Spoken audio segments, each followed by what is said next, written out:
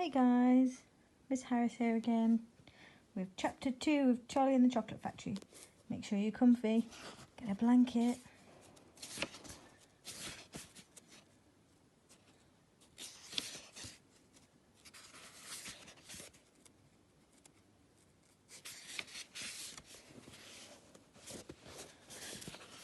Mr. Willy Wonka's factory.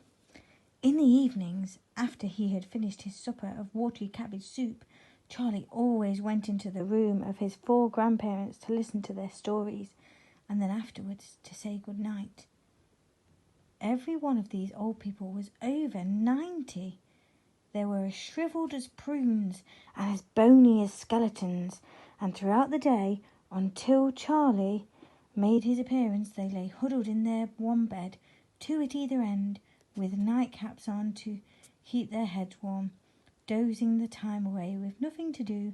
But as soon as they heard the door opening and heard Charlie's voice say, "Good evening, Grandpa Joe and Grandma Josephine and Grandpa George and Grandma Georgina," then all 4 of them would suddenly sit up, and their old wrinkled faces would light up with smiles of pleasure, and the talking would begin, for they loved this little boy.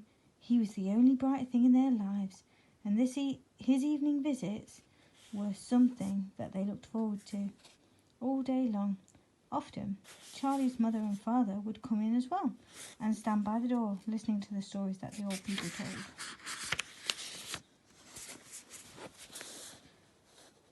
And thus, for perhaps half an hour every night, this room would become a happy place, and the whole family would forget that it was hungry and poor.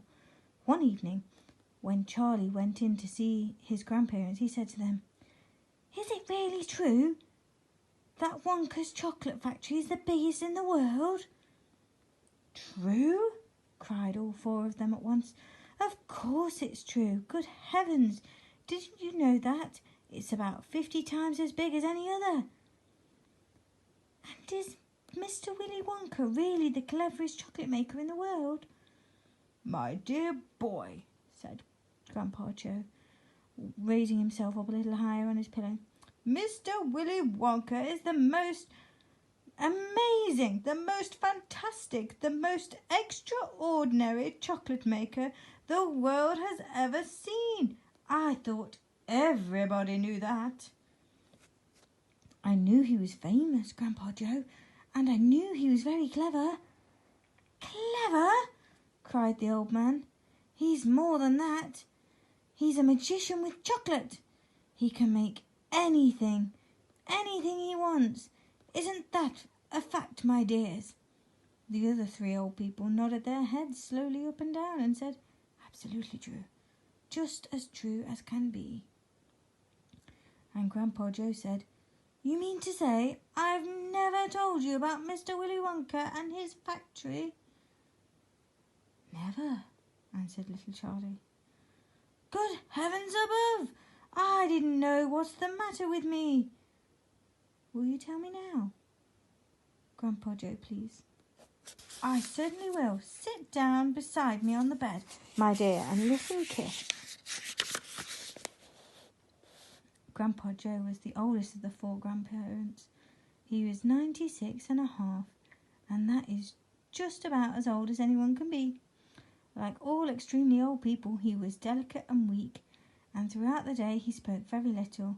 But in the evening, when Charlie, his beloved grandson, was in the room, he seemed in some marvellous way to grow quite young again. All his tiredness fell away from him, and he became as eager and as excited as a young boy. "Oh, what a man he is, this Mr. Willy Wonka!" cried Grandpa Joe. "Did you know, for example, that he has himself invented more than 200 new kinds of chocolate bars, each with a different centre, each far sweeter and creamier and more delicious than anything the other chocolate factories can make?" "Perfectly true," cried Grandma Josephine. "And he sends them to all the 4 corners of the earth. Isn't that so, Grandpa Joe?" "It is, my dear, it is. And to all the kings and presidents in the world as well. But isn't only chocolate bars that he makes. Oh dear me, no! He has some really fantastic inventions up his sleeve. Mr. Willy Wonka has. Did you know that he's invented a way of making chocolate ice cream so that it stays cold for hours and hours without being in the refrigerator? You can even leave it lying in the sun all morning on a hot day and it won't go runny. But that's impossible, said little Charlie, staring at his grandpa. Of course it's impossible, cried Grandpa Joe.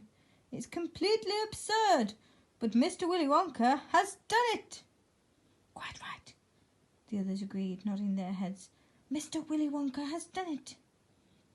And then again, Grandpa Joe went on, speaking very slowly now, so that Charlie wouldn't miss a word.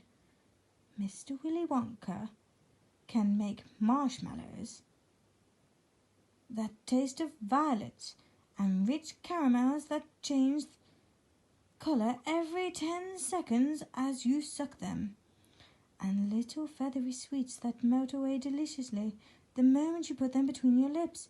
He can make chewing gum that never loses its taste, and sugar balloons that you can blow up to enormous sizes before you pop them with a pin and gobble them up, and by